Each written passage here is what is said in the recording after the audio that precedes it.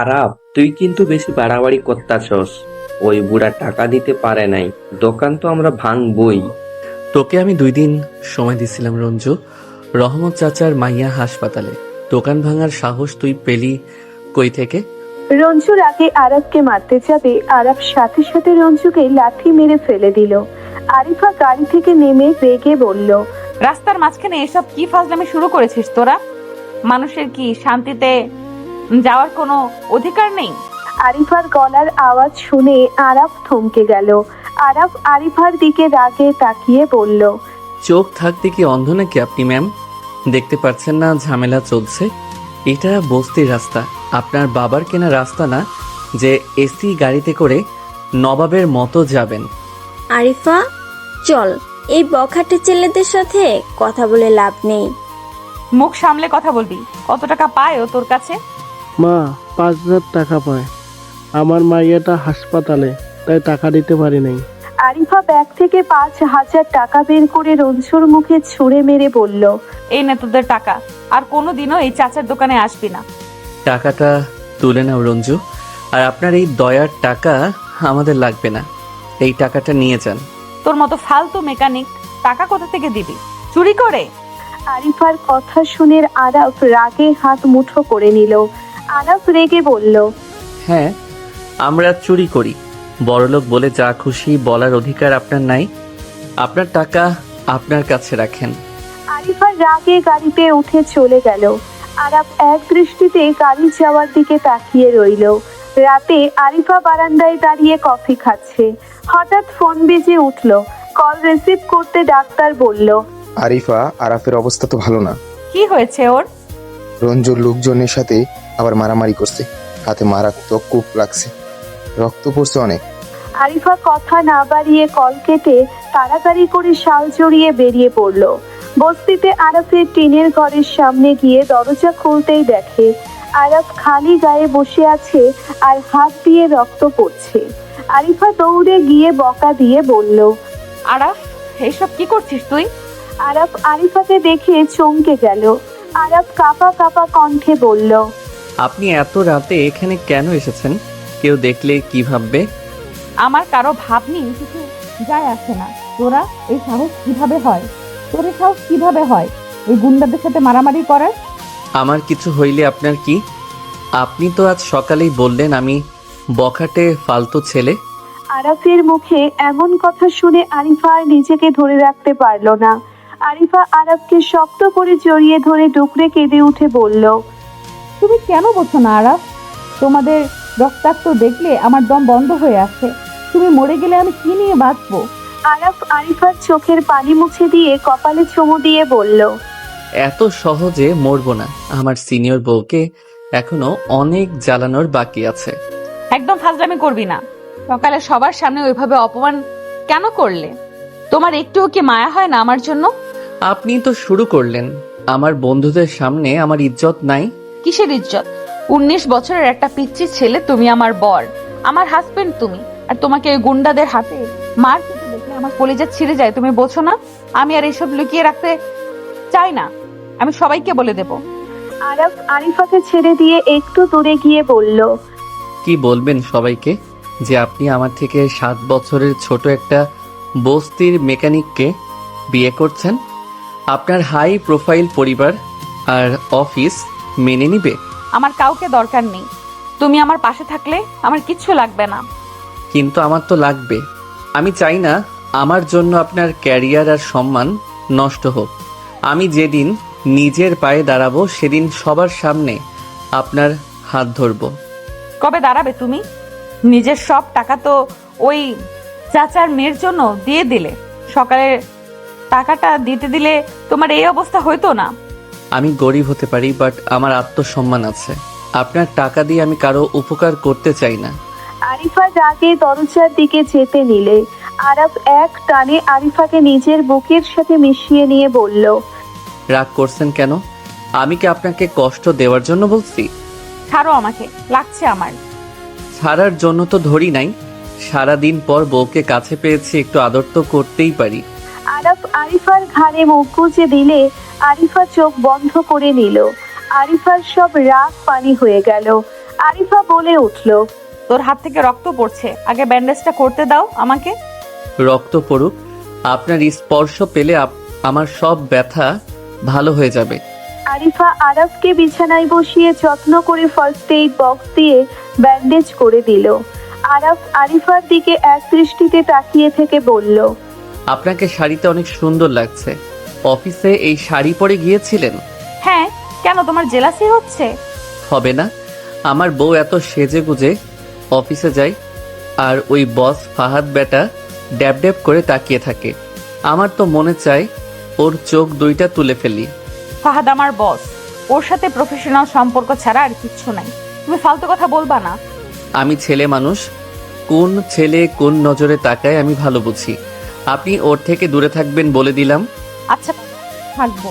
আমি যাই এখন, অনেক রাত হয়েছে। আজ রাতে থেকে যান না আমার সাথে। পাগল হয়েছো? মা টের পেলে আমাকে বাসা থেকে বের করে দেবে। আরিফা আরাফের গালে হাত বুলিয়ে দিয়ে চলে গেল। আরাফ বিছানায় শুয়ে পড়লো আর ভাবতে লাগলো। এই গরিব পরিচয় নিয়ে আপনাকে বেশি দিন ধরে রাখতে পারবো না আরিফা। আমাকে আমার আসল জায়গায় ফিরতে হবে আপনার সম্মান বাঁচানোর জন্য। সকালবেলা আরিফা রেডি হয়ে ডাইনিং টেবিলে নাস্তা করতে বসলো।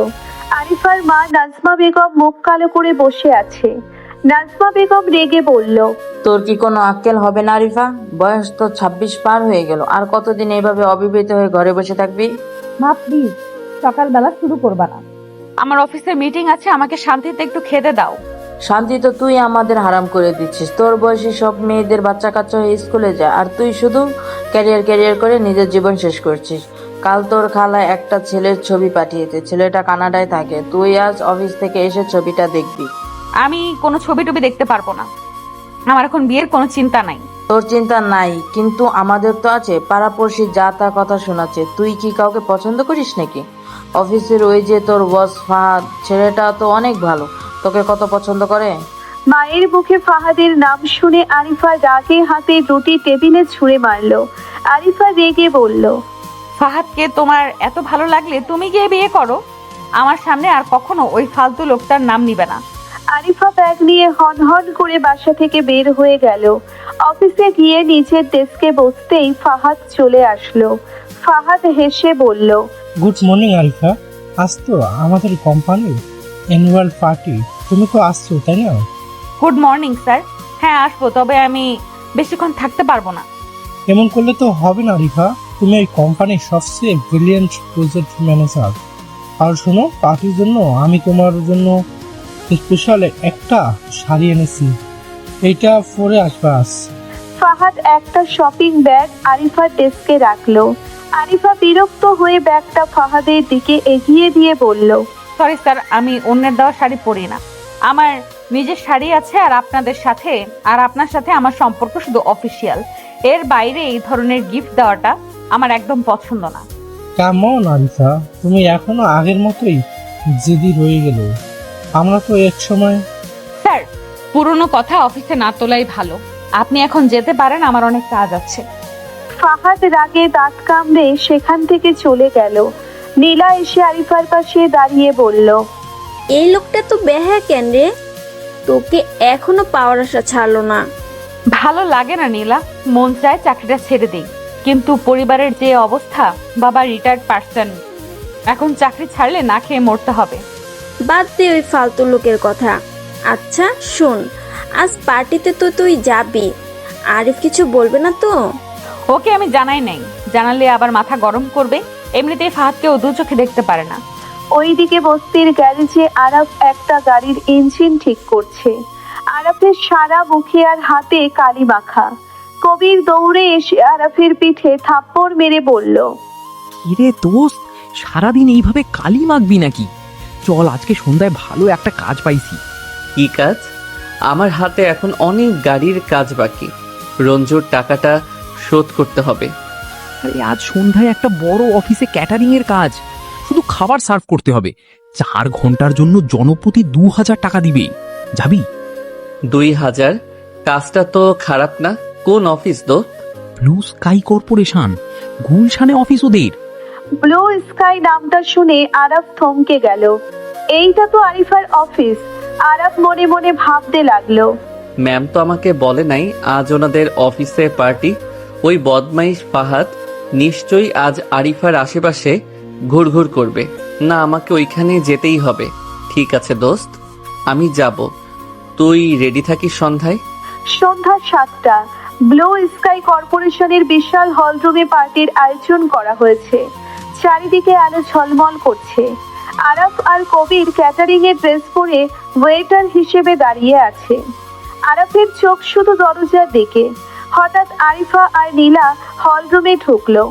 আরিফাকে কালো রঙের একটা শাড়িতে এত সুন্দর লাগছিল যে আরাফ চোখের পলক ফেলতে পারল না। আরাফ মুগ্ধ হয়ে তাকিয়ে রইল আর মনে মনে বলল, উফ, আমার বউটাকে এত সুন্দর কেন লাগে। মন তো চাচ্ছে এখনই সবাইকে বলে দেই এই রূপবতী নারীটা শুধু আমার। আরিফা হলরুমে ঢুকে চারিদিকে তাকাতেই হঠাৎ আরিফকে দেখতে পেল। ওয়েটারের ড্রেসে আরিফকে দেখে আরিফা চমকে উঠল। আরিফা নীলার হাত চেপে ধরে ফিসফিস করে বলল, নীলা, ওই দেখ আরাফ, ও এখানে কি করছে? হায় আল্লাহ, ও তো ওয়েটারের ড্রেস পরে আছে। তুই ওকে বলে আসিসনি? না তো, ও এখানে আসলে তো ফাহাদকে দেখে নির্ঘাত কোনো সিন ক্রিয়েট করবে। আমাকে ওর সাথে কথা বলতে হবে। আরিফা চুপি চুপি আরাফের দিকে এগিয়ে গেল। আরাফ জুসের ট্রে হাতে দাঁড়িয়ে ছিল। আরিফা কাছে গিয়ে দাঁতে দাঁত চেপে রাগী কণ্ঠে বলল, তুই এখানে কি করছিস আরাফ? তোকে কে আসতে বলেছে এখানে? কেন ম্যাম, আমি গরিব মানুষ, ক্যাটারিং এর কাজ করতে এসেছি। আপনার মতো বড় লোকদের পার্টিতে কি আমাদের মতো মেকানিকদের ঢোকা নিষেধ? ফাজলামি করবি না একদম। তুই ভালো করেই জানিস সেটাই আমার অফিস। তুই কি স্পাইগিরি করতে আসছিস আমার পেছনে? স্পাইগিরি করব কেন? বউ সেজে গুজে অফিসে পার্টি করতে আসবে আর আমাকে জানাবেও না। তাই ভাবলাম গরিব স্বামী হিসেবে নিজে এসেই দেখে যায় আমার বউকে কেমন লাগছে। তুই এক্ষুনি এখান থেকে যাবি আরাফ। তোকে ওয়েটারের ড্রেসে দেখে আমার কেমন লাগছে তুই বুঝবি না। তুই প্লিজ এখান থেকে যা। ফাহাদ দেখলে তোকে অপমান করবে। ওই ফাহাদ আমাকে কি অপমান করবে? আমি এখানে কাজ করতে আসছি, চুরি করতে না। আমি যাব না, আপনি যান, আপনার বসের সাথে পার্টি করেন গিয়ে। আরাফ ট্রে নিয়ে অন্যদিকে চলে গেল। আরিফা রাগে ফুঁসতে লাগলো। ফাহাদ দূর থেকে আরিফাকে দেখে কাছে এগিয়ে আসলো। ফাহাদ আরিফাকে উপর থেকে নিচে পর্যন্ত দেখে মুগ্ধ হয়ে বলল, ও আরিফা, আজ তোমাকে যা লাগছে না, চোখ ফেরানো যাচ্ছে না। Thanks sir. শুধু থ্যাঙ্কস দিলে হবে, আজ কিন্তু আমার সাথে তোমাকে একটা ডান্স করতে হবে। সরি স্যার, আমি ডান্স করতে পারি না। আর আমার মাথাটা ধরেছে, আমি একটু বসবো। আরিফা ফাহাদকে এড়িয়ে সোফায় গিয়ে বসলো। আরাফ দূর থেকে সব খেয়াল করছিল। ফাহাদের দৃষ্টি দেখে আরাফের রক্ত টকবক করে ফুটতে লাগলো। আরাফ রাগে গ্লাসগুলো ঝরে ঝরে ট্রেতে রাখতে লাগলো। রে দোস্ত, গ্লাসগুলো ভাঙবি নাকি? এত রাগ কিসের তোর? তুই ওইদিকে যা কবির, আমার মেজাজ ভালো না। পার্টিতে হালকা মিউজিক বাজছে। সবাই চোরাই চোরাই ডান্স করছে। ফাহাদ আবার আরিফার কাছে আসলো। এবার ফাহাদ কিছুটা নেশাগ্রস্ত। ফাহাদ আরিফার হাত ধরে টান দিয়ে বলল, কেমন আরিফা, সবাই ডান্স করছে আর তুমি বোরিং এর মতো বসে আছো। আসো আমার সাথে। ফাহাদ, আপনি কি করছেন? হাত ছাড়ুন আমার। সবার সামনে কি সিন ক্রিয়েট করছেন? আরে কিসের সবার সামনে? তুমি তো জানো আমি কত তোমাকে চাই। ফাহাদ জোর করে আরিফাকে ফ্লোরে নিয়ে গিয়ে আরিফার কোমরে হাত রাখলো। আরিফা ভয়ে আর অস্বস্তিতে ছটফট করতে লাগলো। আরিফা দূর থেকে আরাফের দিকে তাকালো। আরাফের চোখ দুটো যেন আগুনে জ্বলছে। আরাফ আর নিজেকে কন্ট্রোল করতে পারলো না। আরাফ হাতে ট্রেটা ছুঁড়ে ফেলে দিল। কাচের গ্লাসগুলো ঝনঝন করে ভেঙে গেল। সবাই চমকে ওই দিকে তাকালো। আরাফ ঝড়ের বেগে ফাহাদের কাছে গিয়ে ফাহাদের কলার চেপে ধরলো। ফাহাদ কিছু বোঝার আগেই আরাফ সজোরে ফাহাদের মুখে একটা ঘুষি মারলো। শোরের বাচ্চা, তোর এত বড় সাহস, তুই ওনার গায়ে হাত দিস? তোকে তো আজ আমি মেরেই ফেলবো। ফাহাদ ছিটকে ফ্লোরে পড়ে গেল। ফাহাদের নাক দিয়ে রক্ত বের হতে লাগলো। ফাহাদ রেগে চিল্লিয়ে বলল, কে তুই ফালতু ওয়েটার? সিকিউরিটি কোথায়? এই রাস্তার ভিখারিকে কে ঢুকতে দিয়েছে এখানে? আমি তোর জম। তুই যদি আরেকবার ওনার দিকে তাকাইছিস, তোর চোখ আমি উপড়ে ফেলবো। আরাফ ফাহাদের বুকের উপর এসে এলো পাথারি ঘুষি মারতে লাগলো। পার্টিতে সবার মধ্যে আতঙ্ক ছড়িয়ে পড়লো। সিকিউরিটি গার্ডরা এসে আরাফকে টান দিয়ে সরানোর চেষ্টা করলো, কিন্তু আরাফের গায়ে অসুরের মতো জোর। আরিফা ভয়ে কাঁপতে কাঁপতে আরাফকে আটকাতে গেল। আরাফ ছাড় ওকে, মরে যাবে লোকটা, প্লিজ ছাড়, ছাড় বলছি। আরাফ আরিফার কথা শুনে থেমে গেল। আরাফ ফাহাদকে ছেড়ে দিয়ে উঠে দাঁড়ালো। ফাহাদ মুখ চেপে ধরে উঠে দাঁড়িয়ে সিকিউরিটিদের বলল, পুলিশে কল দি, এই বকাটা মাস্তানকে আমি আজ জেলে পচাবো। আরিফা, কি হবে এখন? পুলিশ আসলে তো আরাফের জীবন শেষ হয়ে যাবে। ফাহাদ এমনিতেই অনেক পাওয়ারফুল। 10 মিনিটের মধ্যে পুলিশ চলে আসলো। পুলিশ এসে আরাফকে হাত করা পরিয়ে দিল। ফাহাদ পুলিশের কাছে গিয়ে বলল, অফিসার, এই ফালতুটার আমাকে বিনা কারণে অ্যাটাক করেছে, ওকে নিয়ে যান। এই ছেলে, তুমি ওনাকে মারলে কেন? আরাফ চুপ করে আরিফার দিকে তাকিয়ে রইল। আরিফার চোখে পানি টলমল করছে। ফাহাদ আরিফার দিকে তাকিয়ে সন্দিগ্ধ গলায় বলল, আরিফা, এই ওয়েটারটা তোমাকে বাঁচানোর জন্য আমাকে মারলো কেন? তুমি কি ওকে চেনো? তোমার সাথে কি এই বস্তির গুন্ডার কোনো কানেকশন আছে? ফাহাদের কথা শুনে অফিসের সবাই আরিফার দিকে তাকাতে লাগলো। আরিফা বুঝতে পারলো ফাহাদ যদি জানতে পারে আরাফ ওর স্বামী, তাহলে ফাহাদ ওর কেরিয়ার আর পরিবারের সম্মান সব শেষ করে দিবে। ওর বাবার হার্টের অবস্থা এমনিতেই ভালো না। আরিফা নিজেকে শক্ত করে নিল। আরিফা চোখ মুছে ফাহাদের দিকে তাকিয়ে রাগী গলায় বলল, আমি কিভাবে চিনবো ওকে স্যার? আমি চিনি না ওকে, ও একটা বস্তির গুন্ডা, আমি ওনাকে চিনি না। আরিফার মুখ থেকে এই কথা শোনার পর আরাফের মনে হলো কেউ ওর বুকের ভেতর ছুরি ঢুকিয়ে দিয়েছে। আরাফ স্তব্ধ হয়ে আরিফার দিকে তাকিয়ে রইল। আরাফের চোখ দিয়ে এক ফোঁটা জল গড়িয়ে পড়ল। আপনি আমাকে চেনেন না ম্যাম? মুখ সামলে কথা বলবি ফালতু ছেলে। তোর এত বড় সাহস, তুই আমার অফিসে এসে গুন্ডামি করছিস? অফিসার ওকে নিয়ে যান এখান থেকে, ওর যেন কঠোর শাস্তি হয়। আরিফা কথাগুলো বলার সময় ওর নিজের কলিজা যেন ছিঁড়ে যাচ্ছিল, কিন্তু সে আরাফের দিকে একবারও তাকালো না। পুলিশ আরাফকে ধাক্কা দিয়ে নিয়ে যেতে লাগলো। আরাফ দরজার কাছে গিয়ে একবার পেছন ফিরে আরিফার দিকে তাকালো। আরাফের চোখে ছিল তীব্র অভিমান আর কষ্ট। আরাফ মুচকি একটা কষ্টের হাসি দিয়ে বলল, ঠিক বলেছেন ম্যাম, আমি একটা ফালতু বস্তির গুন্ডা। আপনাদের মতো বড় লোকদের চেনার তো কোনো যোগ্যতাই আমার নাই। ভালো থাকবেন ম্যাম। পুলিশ আরাফকে গাড়িতে তুলে নিয়ে গেল। পার্টিতে সবাই ফাহাদকে নিয়ে ব্যস্ত হয়ে পড়ল। আরিফা আর এক মুহূর্ত সেখানে দাঁড়াতে পারল না। আরিফা দৌড়ে ওয়াশরুমে ঢুকে দরজা লক করে দিল।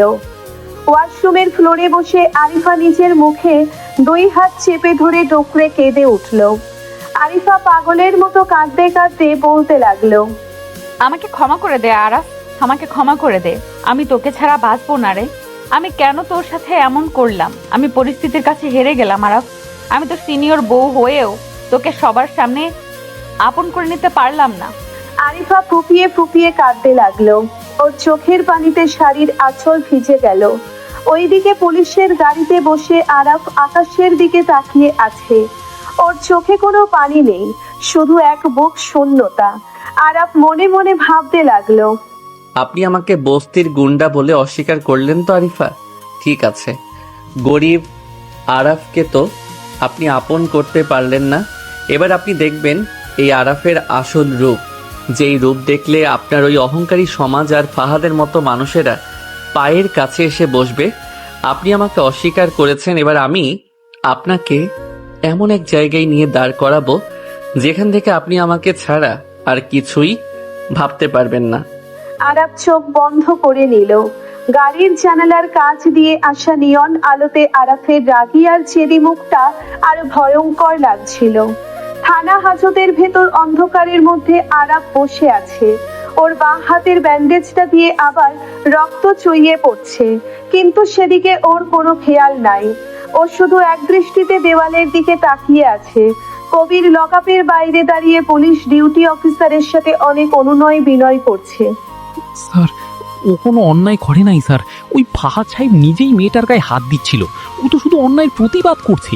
ওরে ছেড়ে দেন স্যার। এই বেটা বস্তির টোকাই, চুপ কর। বড়লোকদের পার্টিতে গিয়ে মারামারি করছস, আবার বড় বড় কথা কস।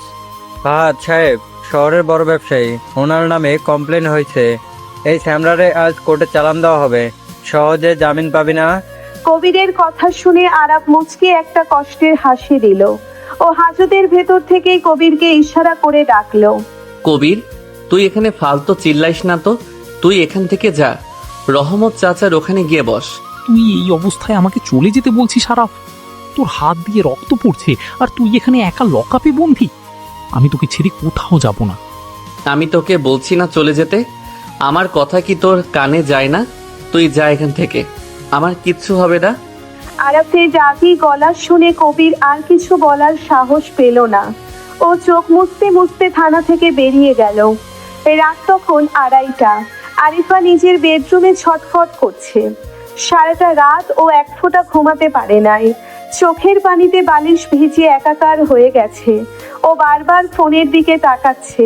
হঠাৎ ও আর সহ্য করতে না পেরে বিছানা থেকে উঠে দাঁড়ালো। ও মনে মনে ভাবলো, না, আমি আর পারছি না।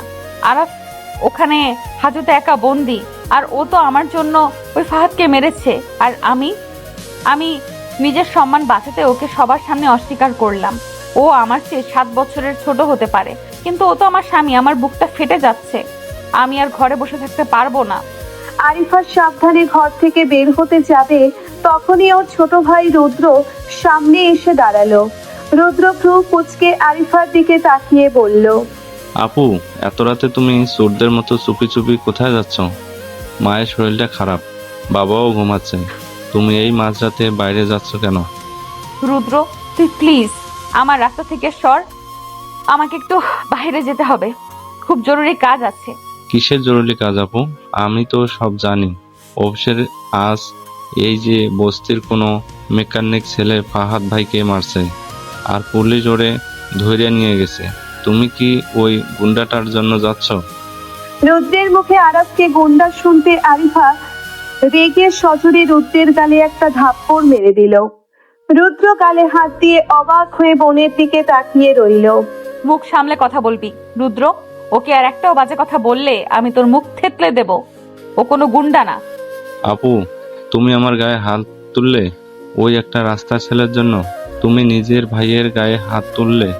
তার মানে ফাহাদ ভাই ঠিক বলছিল, ওই ছেলেটার সাথে তোমার কোনো নোংরা সম্পর্ক আছে। চুপ কর তুই, একদম মুখ বন্ধ কর। তুই কিচ্ছু জানিস বাহির, ও আমার কি হয় তুই জানিস না। আরিফার কথা না বাড়িয়ে রুদ্রকে ধাক্কা দিয়ে সরিয়ে বাসা থেকে সোজা বেরিয়ে একটা সিএনজি নিয়ে থানার দিকে রওনা দিল। রুদ্র রাতে ফুসতে ফুসতে মায়ের রুমের দিকে গেল। রাত 3:10। আরিফা থানায় ঢুকে ডিউটি অফিসারের সামনে গিয়ে দাঁড়ালো।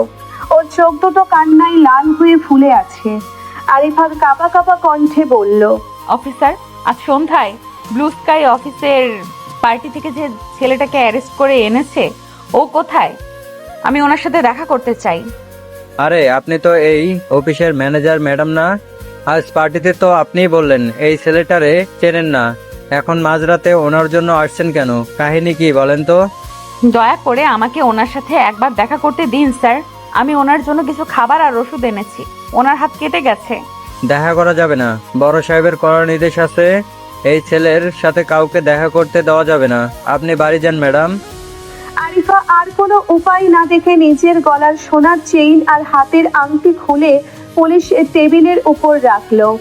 আরিফা কান্নায় ভেঙে পড়ে বলল, আমি আপনার পায়ে ধরছি স্যার, আমাকে শুধু 5টা মিনিটের জন্য ওর সামনে যেতে দিন।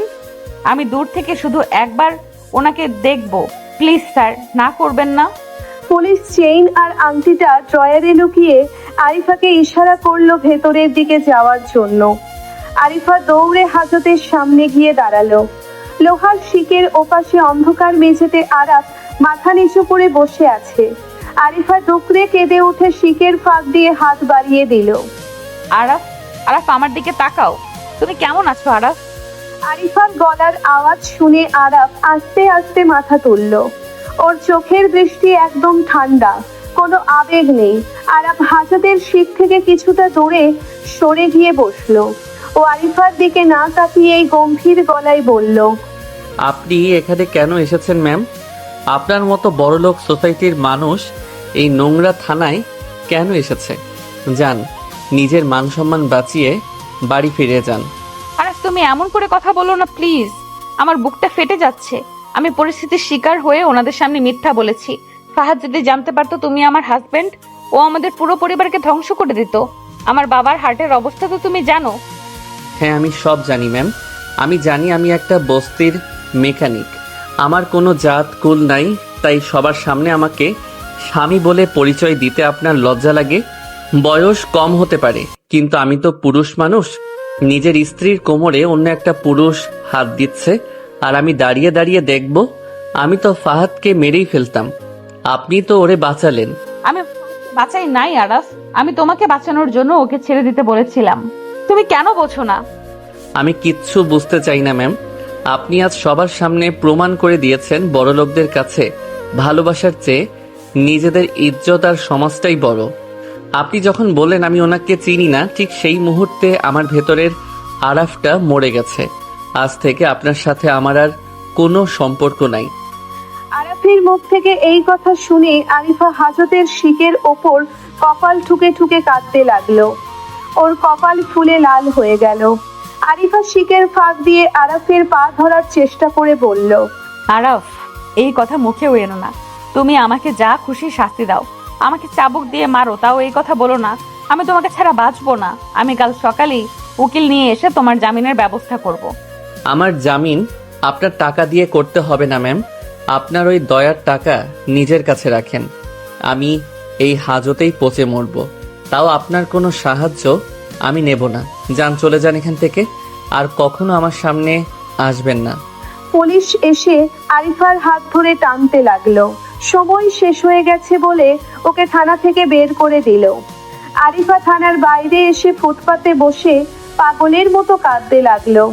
পরের দিন সকাল 10টা আরিফা উকিল দিয়ে থানায় পৌঁছলো, কিন্তু ডিউটি অফিসার ওকে দেখে মুচকি হেসে বলল, ম্যাডাম, আপনার আর কষ্ট করে জামিনের পেপার রেডি করতে হবে না।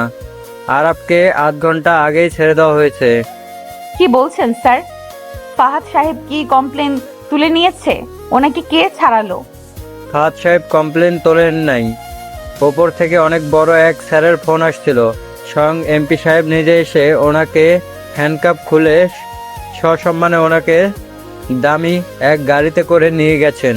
আমরা তো বুঝতেই পারি নাই এই বস্তির ছেলে এত বড় লাইনের লোক।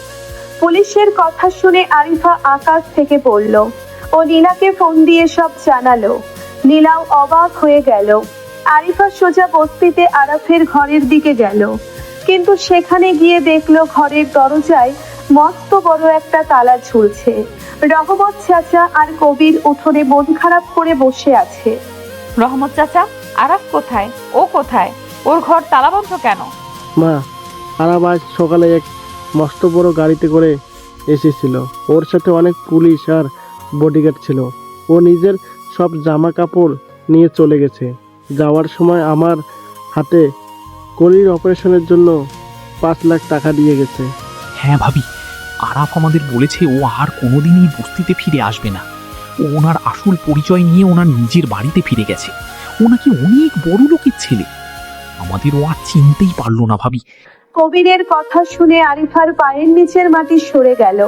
ও বুঝতে পারলো আরাফ ওর ওপর চরম অভিমান করে নিজের ধনী পরিবারের কাছে ফিরে গেছে। যে পরিবারকেও ঘৃণা করে এতদিন বস্তিতে লুকিয়েছিল, আরিফা ওখানেই মাটিতে বসে পড়লো আর ওর চোখ দিয়ে অঝরে জল পড়তে লাগলো। আরিফা কাঁপা কাঁপা হাতে আরাফের ক্যাবিনেটের দরজা ঠেলে ভেতরে প্রবেশ করলো। বিশাল এসি রুম, দামি ইন্টেরিয়ার আর কাচের দেওয়াল। আরাফ রিভলভিং চেয়ারে উল্টো দিকে ঘুরে বসে আছে। আরিফা ফাইলগুলো বুকে চেপে ধরে দরজার কাছে দাঁড়িয়ে রইল। আরিফা ভয়ে ঢোক গিলে কাঁপা কাঁপা কণ্ঠে বলল, স্যার, আমি আসবো? আরাফ চেয়ারটা ঘুরিয়ে আরিফার দিকে তাকালো। আরাফের চোখে মুখে চরম গাম্ভীর্য। আরাফ ইশারা করে সামনের চেয়ারে বসতে বলল, আসুন ম্যাম। বস্তির ফালতু গুন্ডার কেবিনে আপনাকে স্বাগতম। বসুন। আরাফ প্লিজ, তুই এমন করে কথা বলিস না, আমার বুকটা ফেটে যাচ্ছে। Shut up. অফিসে বসে আমাকে তুই করে বলার স্পর্ধা আপনি কোথায় পেলেন? ভুলে যাবেন না আমি এই কোম্পানির এমডি আর আপনি একজন সামান্য এমপ্লয়ি। ফাইলগুলো টেবিলে রাখুন। আরিফা চোখের পানি মুছতে মুছতে ফাইলগুলো টেবিলে রাখলো। আরাফ ফাইলগুলো খুলে দেখতে লাগলো আর আরিফা এক দৃষ্টিতে আরাফের দিকে তাকিয়ে রইলো।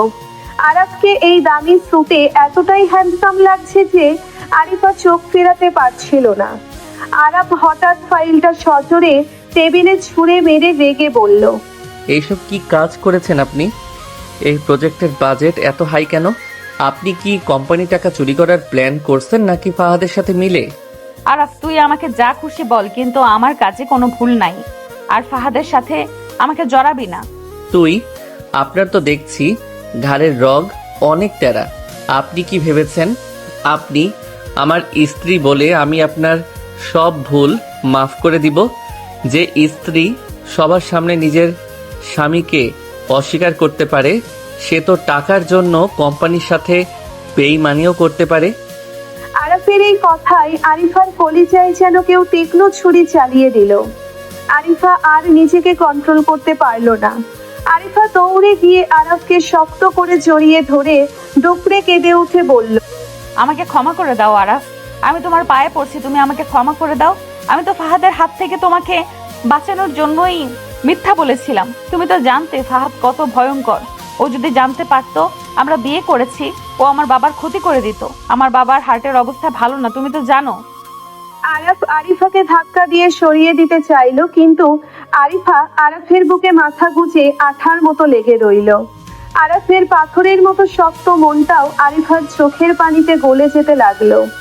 আরাফ এক হাত দিয়ে আরিফার কোমর চেপে ধরে নিজের সাথে মিশিয়ে নিয়ে দাঁতে দাঁত চেপে বলল, ফাহাদ ভয়ঙ্কর আর আমি কি মরে গিয়েছিলাম?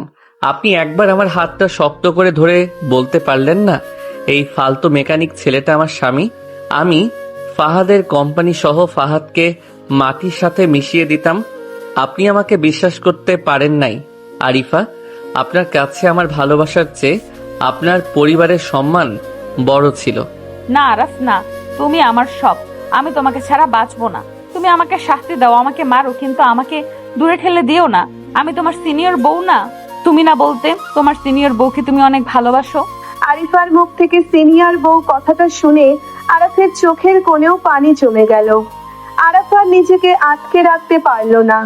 আরাফ হুট করে আরিফাকে কোলে তুলে নিয়ে কেবিনেটের দেওয়ালের সাথে চেপে ধরলো। আরিফা ভয়ে চোখ বড় বড় করে তাকালো। আরাফ আরিফার মুখের একদম কাছে গিয়ে ফিসফিস করে বলল, শাস্তি তো আমি আপনাকে দিবই। আপনি আমার ভালোবাসাকে অপমান করেছেন, এর শাস্তি আপনাকে পেতেই হবে। আরাফ কথাগুলো বলেই আরিফার ঠোঁট জোড়া নিজের দখলে নিয়ে নিল। আরাফ পাগলের মতো আরিফাকে কিস করতে লাগলো। আরিফা প্রথমে চমকে গেলেও পরে আরাফের গলায় হাত জড়িয়ে ওর ভালোবাসায় সাড়া দিল। আরাফের চুম্বনে রাগ, অভিমান আর তীব্র ভালোবাসা মিশেছিল। অনেকক্ষণ পর আরাফ আরিফাকে ছেড়ে দিল। আরিফা হাঁপাতে হাঁপাতে আরাফের বুকে মাথা রাখলো। আরাফ আরিফার কপালে একটা চুমু দিয়ে বলল, আজ থেকে আপনি এই অফিস থেকে ডিজাইন দিচ্ছেন। আপনি আর কাজ করবেন না। আমার বউয়ের কাজ করার কোনো দরকার নাই। কিন্তু আরাফ, আমি তো অফিসের কাজ করতে ভালোবাসি। আমি কোনো কিন্তু শুনতে চাই না। আপনি শুধু আমার। অন্য কোনো ফাহাদ যেন আপনার দিকে চোখ তুলে তাকাতে না পারে সেই ব্যবস্থা আমি করব। আপনি আজই বাসায় গিয়ে আঙ্কেলকে সব সত্যি কথা বলে দিবেন। আব্বুকে? আব্বু যদি মেনে না নেয়? তুমি তো আমার থেকে 7 বছরের ছোট। ছোট তো কি হয়েছে? আমি পুরুষ মানুষ। আমি আমার বউয়ের দায়িত্ব নিতে জানি। আঙ্কেল মেনে না নিলে আমি নিজে গিয়ে ওনাদের বুঝিয়ে আসবো। আপনি যান এখন। আরিফা মুচকি হেসে আরাফের গালে হাত বুলিয়ে দিয়ে কেবিনেট থেকে বেরিয়ে গেল। আরাফ নিজের ঠোঁটে হাত বুলিয়ে মুচকি হাসলো। ওইদিকে ফাহাদ একটা বারে বসে আকণ্ঠ মদ গিলছে। জিশান ফাহাদের চাপচা দৌড়ে বাড়ির ভেতর এসে ফাহাদকে বলল, বস, খবর খারাপ। ওই আরাফ মির্জা তো শুধু আপনার কোম্পানির কেনে নাই, ও পুরো মার্কেটটা একাই কন্ট্রোল করছে। আপনার তো সব বিজনেস শেষ। চুপ কর শহরের বাচ্চা। এই আরাফকে আমি ছাড়বো না। ও আমার এত বড় অপমান করেছে, ওর অহংকার আমি মাটিতে মিশিয়ে দেবো। কিন্তু বস, ওরে তো ছোঁয়া যাবে না, ওর সাথে তো মন্ত্রী মিনিস্টারদের ওঠা বসা। ওর দুর্বল জায়গা আমি জানি। আরিফা, ওই মাগি আমাকে রিজেক্ট করে ওই আরাফকে সাপোর্ট করছে। আমার কাছে ওদের কিছু সিক্রেট জিনিস আছে। ফাহাদ পকেট থেকে একটা খাম বের করে জিশানকে দিল। জিশান খাম খুলে ছবিগুলো দেখে চমকে উঠল। ছবিগুলোতে দেখা যাচ্ছে মাঝরাতে বস্তিতে আরাফের ঘরের সামনে আরিফা আর আরাফ একে অপরকে জড়িয়ে ধরে আছে। আরাফ আরিফাকে কিস করছে। বস, এইগুলো তো আরিফ ম্যাডাম আর ওই আরাফের ছবি। এগুলো আপনি কই পাইলেন? আমি তো আগে থেকেই ওই আরিফার পিছনে লোক লাগিয়ে রেখেছিলাম। আমি জানতাম ওই মাগের সাথে ওই রাস্তার ছেলের কোনো চক্কর আছে। এখন এই ছবিগুলোই হবে আমার দুর্গের তাস। চল আজ রাতে আরিফার বাসায় যাব। ওর অহংকারী বাবার সামনে ওর মেয়ের আসল রূপ দেখাবো। রাত 8টা। আরিফা বাসায় ফিরে নিজের রুমে বসে ফ্রেশ হচ্ছে। ও ভাবছে আজ রাতেই বাবাকে সব কথা খুলে বলবে। হঠাৎ ড্রয়িং রুম থেকে বাবার চিৎকার শুনে আরিফা দৌড়ে বাইরে আসলো। আরিফা দেখলো ফাহাদ সোফায় বসে আছে আর ওর বাবা শফিকুর রহমান ফ্লোরে পড়ে বুকে হাত দিয়ে ছটফট করছেন। আরিফার মা নাজমা বেগম আর ছোট ভাই রুদ্র দৌড়ে আসলো। আব্বু কি হয়েছে তোমার? রুদ্র, আব্বুকে ধর। শফিকুর রহমান আরিফাকে দেখে রাগে একটা ছবি আরিফার মুখের ওপর ছুঁড়ে মারলেন। শফিকুর রহমান কাঁপা কাঁপা কণ্ঠে রেগে বলল, তুই আমার মেয়ে না? তুই একটা কলঙ্কিনী। তুই একটা বস্তির ছেলের সাথে মাঝরাতে নষ্টামি করছিস। আমার মান সম্মান সব তুই ধুলোয় মিশিয়ে দিলি। আরিফা ফ্লোরে পড়ে থাকা ছবিটা হাতে নিয়ে চমকে উঠল। এইগুলো তো বস্তিতে আরাফের সাথে ওর ছবি। আরিফা ফাহাদের দিকে রাগে তাকিয়ে বলল, ফাহাদ, তুই এতটা নীচ হতে পারিস? আমার পার্সোনাল ছবি তুই আমার বাবার সামনে নিয়ে এসেছিস? পার্সোনাল ছবি? আরিফা, এই ছবিগুলো যদি আমি কাল ইন্টারনেটে ভাইরাল করে দিই তাহলে তোমার বাবার কি অবস্থা হবে বুঝতে পারছো? উনি তো হারাডাকে মারাই যাবেন। ওরে আল্লাহ, আমার মেয়েটা এ কি করলো? এই জন্যই তো বলি, তোর এত তেজ কোথা থেকে আসলো? এই ছবিগুলো কেউ দেখলে তো আমাদের সমাজে মুখ দেখানো দায় হবে। আপু, তুমি এই কাজ করতে পারলি? একটা সামান্য বখাটে ছেলের জন্য তুই আমাদের ফ্যামিলির ইজ্জত নিয়ে খেললি। আব্বু, মা, তোমরা আমাকে ভুল বুঝছো। আরাফ কোনো রাস্তার ছেলে না, ও মির্জা গ্রুপের এমডি, আর ওর সাথে আমার বিয়ে। সেটা আরিফা, তুই কি তোর বাবাকে মিথ্যা বলে সান্ত্বনা দিচ্ছিস? আরাফ মির্জা যদি তোর স্বামী হতো তাহলে তোকে সবার সামনে ওইভাবে অপমান করতো না। ও তোমার সাথে শুধু টাইম পাস করছে। শফিকুর রহমান ব্যথায় কাতরাতে কাতরাতে বলল, হাত বাবা, তুমি আমাদের বাঁচাও। এই ছবিগুলো কাউকে দেখিও না বাবা। আমার সম্মান চলে গেলে আমি মরে যাব। আঙ্কেল, আমি তো আরিফাকে ভালোবাসতাম। ও তো আমাকে রিজেক্ট করেছে। তবে একটা শর্তে আমি এই ছবিগুলো ডিলিট করতে পারি। কি সত্য বাবা? তুমি যা বলবে আমি তাই শুনবো। আরিফাকে কালেই আমার সাথে বিয়ে দিতে হবে, কোনো অনুষ্ঠান ছাড়া, শুধু কাজে দেখে বিয়ে। আর আরিফাকে নিজে গিয়ে ওই আরাফকে অপমান করে আসতে হবে, যাতে ওই আরাফার কখনো আরিফার আশেপাশে না আসে। ফাহাদের কথা শুনে আরিফার মাথার উপর আকাশ ভেঙে পড়ল। আরিফা চিৎকার করে বলল, কখনোই না। আমি মরে গেলে ওই শুয়োরের বাচ্চাকে বিয়ে করব না। আব্বু, তুমি ওর কথায় রাজি হয়েও না। শফিকুর রহমান হঠাৎ বুকে হাত দিয়ে জ্ঞান হারিয়ে ফ্লোরে লুটিয়ে পড়লেন। সবাই চিৎকার করে উঠল। শফিকুর রহমানকে দ্রুত হাসপাতালে নেওয়া হলো। ডাক্তার আইসিইউ থেকে বেরিয়ে এসে বলল, ওনার ম্যাসিভ হার্ট অ্যাটাক হয়েছে। ওনাকে কোনোভাবেই মানসিক কোনো চাপ দেওয়া যাবে না। ওনার যা বয়স, একটু শক পেলেই উনি স্পট ডেড হয়ে যাবেন। আরিফা আইসিইউর গ্লাসের বাইরে দাঁড়িয়ে ফুপিয়ে ফুপিয়ে কাঁদতে লাগলো। ফাহাদ এসে আরিফার কাঁধে হাত রেখে ফিসফিস করে বলল, কি আরিফা, এবার কি করবা? তোমার বাবার জীবন বাঁচাবা নাকি তোমার ওই পিসি বয়ফ্রেন্ডকে বাঁচাবা? সিদ্ধান্ত তোমার। কাল বিকালের মধ্যে তুমি যদি ওই আরাফকে রিজেক্ট করে আমার কাছে না আসো, আমি ছবিগুলো ভাইরাল করে দেবো। তোমার বাবা কালকের রাতে আর পার করতে পারবেন না। আরিফা ফাহাদের কলার চেপে ধরে রেগে বলল, তুই মানুষ না ফাহাদ, তুই একটা জানোয়ার। আমি তোকে খুন করে ফেলবো। আমাকে খুন করলেই তোমার বাবার সম্মান বাঁচবে না ভাই। রেডি থাকো কালকের জন্য। ফাহাদ হাসতে হাসতে চলে গেল। আরিফা ফ্লোরে বসে দুই হাঁটুতে মুখ গুজে হাউমাউ করে কাঁদতে লাগলো।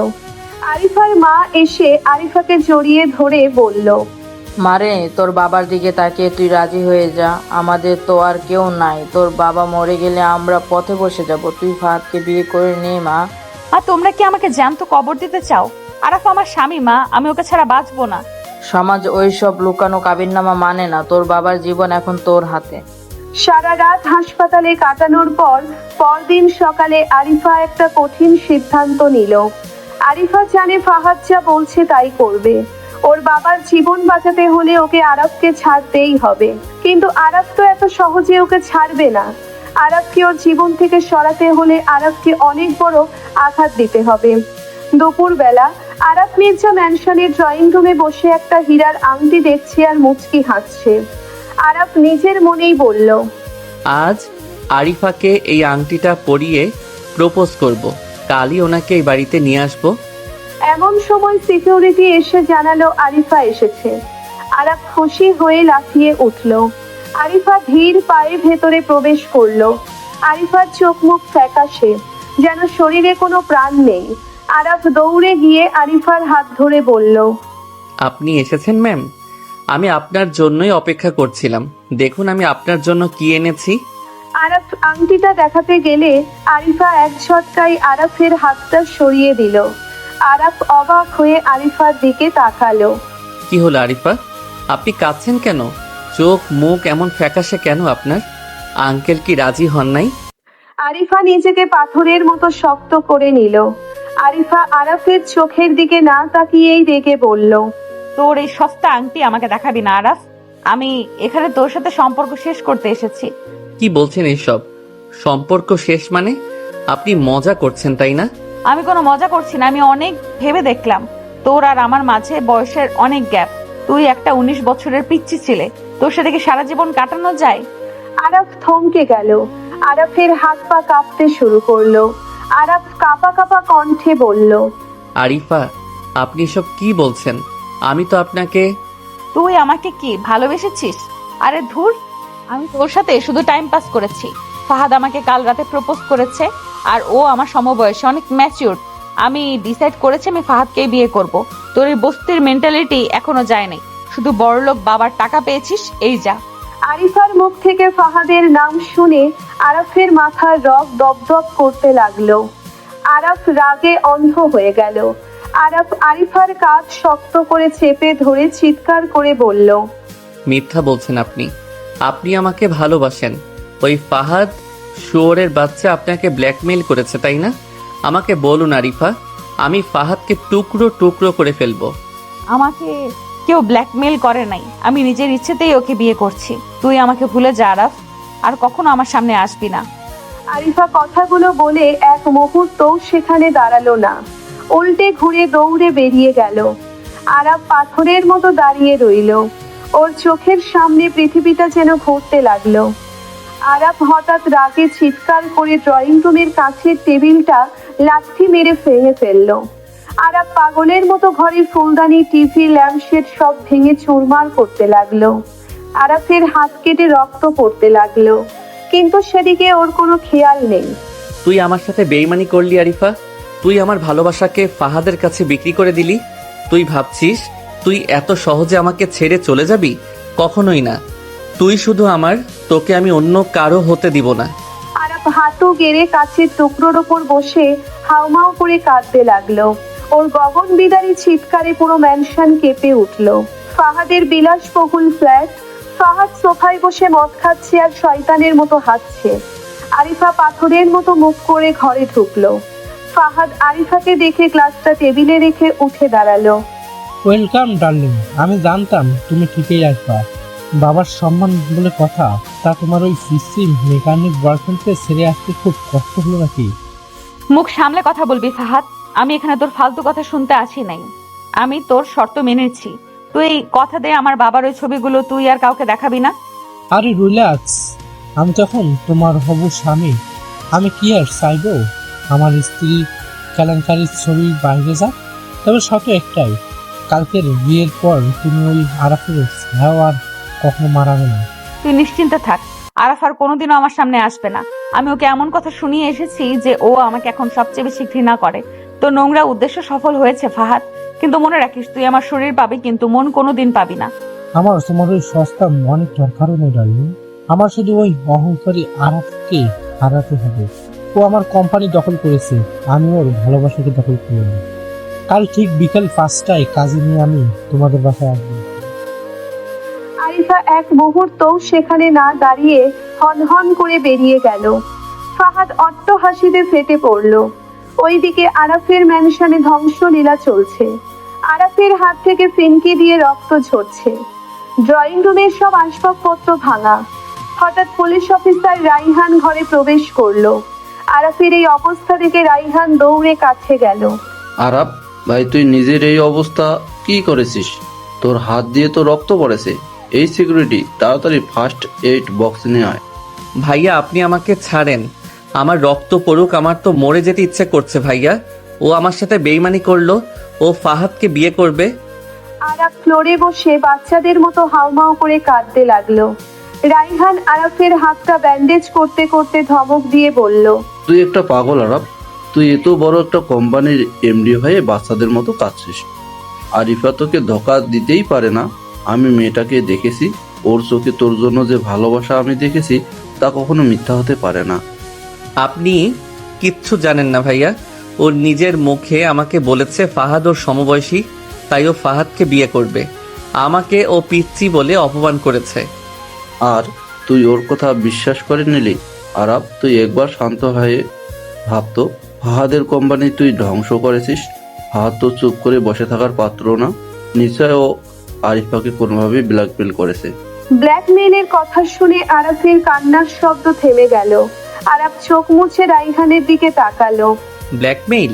কিন্তু আরিফা তো আমাকে কিছু বলে নাই। ও তো বলল ও নিজের ইচ্ছেতেই ফাহাদকে বিয়ে করছে। আরে গাদা, ফাহাদ যদি ব্ল্যাকমেলই করে থাকে তাহলে কি আরিফা তোকে সেটা বলতে পারবে? দাঁড়া, আমি এখনই সাইবার সেলে ফোন করে ফাহাদ আর ওর সামসা জিশানের ফোনে কল সব রেকর্ড আর মেসেজ হ্যাক করাচ্ছি। আধা ঘন্টার মধ্যে সব সত্যি সামনে চলে আসবে। আরাফ অস্থির হয়ে পায়চারি করতে লাগলো। ওর মনে বারবার আরিফার ফ্যাকাশে বুকটা ভেসে উঠছে। আধা ঘন্টা পর রাইহানের ফোনে একটা মেইল আসলো। রাইহান মেইলটা খুলে একটা ভিডিও আর কিছু ছবি দেখে চমকে উঠলো। আরাফ, এদিকে আয়, দেখ জিশান ফাহাদকে কি মেসেজ পাঠিয়েছে। আরাফ দৌড়ে এসে ফোনটা নিল। স্ক্রিনে ওর আর আরিফার বস্তির সেই রাতের ছবিগুলো, সাথে একটা কল রেকর্ডটা প্লে করতেই ফাহাদের গলা শোনা গেল। আরিফার বাবার হার্টের অবস্থা এমনিতেই খারাপ। কালকের মধ্যে ও যদি আরাফকে ছেড়ে আমার কাছে না আসে, আমি এই ছবিগুলো ভাইরাল করে দেবো। ওর বাবা কালকে রাত আর পার করতে পারবে না। কল রেকর্ডটা শোনার পর আরাফের পায়ের তলার মাটি কেঁপে উঠল। আরাফের চোখ থেকে টপ টপ করে পানি পড়তে লাগলো। আরাফ নিজের মাথায় সজোরে একটা আঘাত করে ডুকরে কেঁদে উঠে বলল, আমি কত বড় জানোয়ার! ও আমার কাছে এসেছিল ওর বাবার জীবন বাঁচাতে, আর আমি না বুঝে ওকে কত কথা শোনালাম। ও নিজের সম্মান, নিজের ভালোবাসা সব বিসর্জন দিয়ে ফাহাদের শর্ত মেনে নিল। আমার আরিফা ভেতরে ভেতরে কতটা পুড়ছে, আর আমি গাধার মতো ওকে ভুল বুঝলাম। আমি বলেছিলাম না ওর পিছনে ফাহাদের হাত আছে। এখন কাঁদলে চলবে না ভাই। ফাহাদ কাল বিকেলে কাজী নিয়ে আরাফেদের বাসায় যাচ্ছে। আমাদের হাতে সময় খুব কম। ফাহাদ, শুয়োরে বাচ্চা, তুই আমার ভালোবাসাকে নিয়ে খেলা করেছিস। কালকের সূর্য তোর জীবনে কাল হয়ে উঠবে। ভাইয়া, কালকের বিয়ের আয়োজন ফাহাদ করবে, কিন্তু বাসরটা আমি সাজাবো। আপনি শুধু পুলিশ ফোর্স রেডি রাখেন।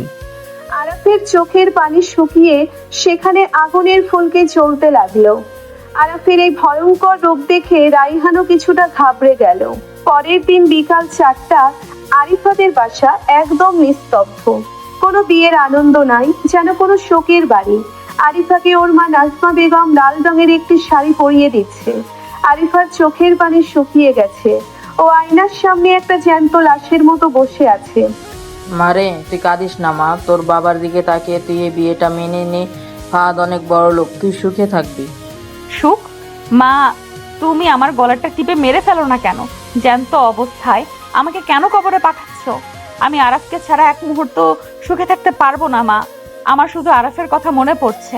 শফিকুর রহমান লাঠিতে ভর দিয়ে কাঁপতে কাঁপতে মেয়ের রুমে আসলেন।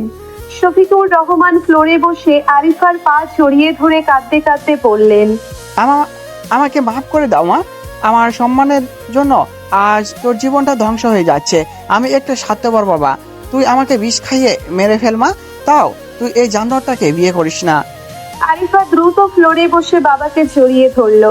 আরিফা হু হু করে কেঁদে উঠে বলল, আপু তুমি সব কি বলছো? তোমার জন্য আমি 1000 বার মরতে রাজি আছি। তুমি শুধু আমার জন্য দোয়া করো আব্বু, আমি যেন তাড়াতাড়ি মরে যাই। ফাহাদের সাথে আমি আর বাঁচতে পারবো না। আপু, ফাহাদ ভাই কাজে নিয়ে চলে এসেছে, তোকে ড্রয়িং রুমে ডাকছে। রুদ্রের কথা শুনে আরিফার পুরো শরীর কেঁপে উঠল। আরিফা চোখ বন্ধ করে আরাফের মুখটা মনে করলো। আরিফা মনে মনে বলল, আমাকে ক্ষমা করে দিও আরাফ, তোমার সিনিয়র বউ আজীবনের জন্য অন্যের হয়ে যাচ্ছে, তুমি আমাকে ভুলে যেও। আরিফাকে ধরাধরি করে ড্রয়িং রুমে নিয়ে আসা হলো। ড্রয়িং রুমের সোফায় ফাহাদ নবাবের মতো পা তুলে বসে আছে। কাজী সাহেব কাবিননামা নিয়ে রেডি। ফাহাদ আরিফাকে লাল শাড়িতে দেখে শয়তানের মতো হেসে বলল, ওয়াও, আমার হবু বউকে তো একদম পরীর মতো লাগছে। আঙ্কেল, আর দেরি কিসের? কাজী সাহেব বিয়েটা তাড়াতাড়ি পরিয়ে দেন, আমার তোর সইছে না। মা আরিফা, ফাহাদ সাহেবের সাথে 5 লক্ষ টাকা দিনমোহরে তোমার বিয়ে ঠিক হয়েছে, তুমি কি রাজি আছো? আরিফার গলা দিয়ে কোনো স্বর বের হচ্ছে না, ওর চোখ দিয়ে শুধু অনবরত পানি পড়ছে। ফাহাদ ধমক দিয়ে বলল, কি হলো আরিফা, চুপ করে আছো কেন? ভুলে যেও না তোমার বাবার ছবিগুলো কিন্তু আমার ফোনের একটা ক্লিকেই ভাইরাল হয়ে যাবে। বলো আলহামদুলিল্লাহ কবুল। আরিফা বাবার দিকে তাকালো। শফিকুর রহমান চোখ বন্ধ করে অঝরে কাঁদছেন। আরিফা কাঁপা কাঁপা ঠোঁটে কবু বলতে যাবে, ঠিক সেই মুহূর্তে বিকট শব্দে ড্রয়িং রুমের মেইন দরজাটা ভেঙে ফ্লোরে পড়ে গেল। সবাই চমকে দরজার দিকে তাকালো। ফাহাদ লাফ দিয়ে উঠে দাঁড়ালো। দরজার সামনে দাঁড়িয়ে আছে আরাফ মির্জা, পরনে কুচকুচে কালো রঙের 3 পিস স্যুট, চোখে রে ব্যান গ্লাস। আরাফের পেছনে রাইহান আর 1 ডজন আর্মড পুলিশ ফোর্স। আরাফের চেহারায় এমন একটা রুক্ষ আর ভয়ঙ্কর গাম্ভীর্য যে ড্রয়িং রুমের তাপমাত্রা যেন নিমেষেই শূন্যের নিচে নেমে গেল। কার এত বড় সাহস যে অন্যের বউকে কবুল পড়ানোর চেষ্টা করছে? আরাফের গলার আওয়াজে পুরো বাড়িটা যেন কেঁপে উঠল। আরিফা আরাফকে দেখে স্তব্ধ হয়ে গেল। আরিফার চোখ বড় বড় হয়ে গেল। আরাফ ধীরে ধীরে হেঁটে ঘরের মাঝখানে এসে দাঁড়ালো। চশমাটা খুলে ফাহাদের দিকে তাকিয়ে বাঁকা হেসে বলল, কি মিস্টার ফাহাদ, অন্যের বউয়ের দিকে নজর দেওয়ার বদভ্যাসটা আপনার এখনো গেল না?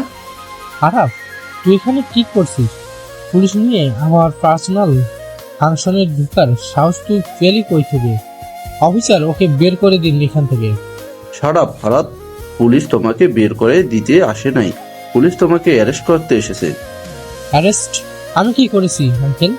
এই ছেলেটাকে, গুন্ডাকে, এই ছোট লোক গুন্ডাকে আপনারা ঘরে ঢুকতে দিলেন কিভাবে? আরাফ এক লাঠিতে মাঝখানের সেন্টার টেবিলটা উল্টে ফেলে দিল। কাজী সাহেব ভয়ে এক কোণায় সিটিয়ে গেলেন। আরাফ ফাহাদের কলার চেপে ধরে শূন্যে তুলে ফেললো। তুই আমাকে ছোট লোক বলছিস শহরের বাচ্চা? তুই নিজে কত বড় ছোট লোক সেটা আমি আজ সবাইকে দেখাবো। আরাফ ফাহাদকে সজোরে ফ্লোরে আছাড় মারলো। ফাহাদের মুখ দিয়ে রক্ত বেরিয়ে আসলো। আরাফ পকেট থেকে ফাহাদের সেই ফোনটা বের করলো। আঙ্কেল, এই জানোয়ারটা আপনাদের যে ছবিগুলো দিয়ে ব্ল্যাকমেইল করছিল, সেই ছবিগুলো ও আর কাউকে দেখাতে পারবে না, কারণ ওর ফোনের সব ডেটা আমি হ্যাক করে চিরতরে ডিলিট করে দিয়েছি। শফিকুর রহমান আর নাজমা বেগম অবাক হয়ে আরাফের দিকে তাকিয়ে রইলেন। ফাহাদ ফ্লোর থেকে কোনো মতে উঠে দাঁড়িয়ে কাঁপতে কাঁপতে বলল, তুই আমার ফোন হ্যাক করেছিস? আমি ওটা ছাড়বো না আরিফা, তুই ওর কথা বিশ্বাস করিস না। আমি এখনো ছবিগুলো। আরাফ ফাহাদের মুখে সজোরে আর একটা ঘুষি মারলো। ফাহাদ ছিটকে গিয়ে দেওয়ালের সাথে বাড়ি খেলো। আরাফ রাইহানের দিকে ইশারা করলো। Fahad Rahman cyber crime, blackmailing আর অন্যের স্ত্রী জোরপূর্বক বিয়ে করার অপরাধে আপনাকে অ্যারেস্ট করা হলো। কনস্টেবল, ওকে হাত করা ওরাও। পুলিশ সাথে সাথে ফাহাদকে হাতকড়া পরিয়ে দিল। ফাহাদ চিৎকার করতে করতে বলল, অন্যের স্ত্রী মানে? আরিফাকে আমি বিয়ে করতে এসেছি, ও অন্যের স্ত্রী কবে হলো? ও আজ থেকে 6 মাস আগে আমার স্ত্রী হয়েছে। আরাফের কথা শুনে শফিকুর রহমান, নাজমা বেগম, রুদ্র আর কাজী সাহেব সবার চোখ কপালে উঠে গেল।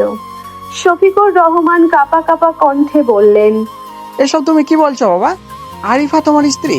কিন্তু আরিফা তো আমাদের কিছুই বলে নাই, আর তুমি তো অনেক ছোট ওর থেকে। আরাফ পকেট থেকে একটা ভাঁজ করা কাগজ বের করে শফিকুর রহমানের সামনে মেলে ধরলো। এই দেখেন আঙ্কেল, আমাদের কোর্ট ম্যারেজের কাবিননামা। বস্তিতে একবার লোকাল গুন্ডারা আরিফাকে তুলে নিয়ে যাওয়ার চেষ্টা করেছিল, আমি ওকে বাঁচিয়েছিলাম, কিন্তু গুন্ডারা ওর সম্মান নষ্ট করার হুমকি দিয়েছিল। সেদিন রাতের বেলা কাজী ডেকে আমি ওকে বিয়ে করে নিজের স্ত্রীর সম্মান দিয়েছিলাম। বয়সে আমি 19 হতে পারি, কিন্তু নিজের স্ত্রীর সম্মান কিভাবে বাঁচাতে হয় সেটা আমি খুব ভালো করেই জানি। কাবিননামা দেখে শফিকুর রহমান ফ্লোরে বসে পড়লেন।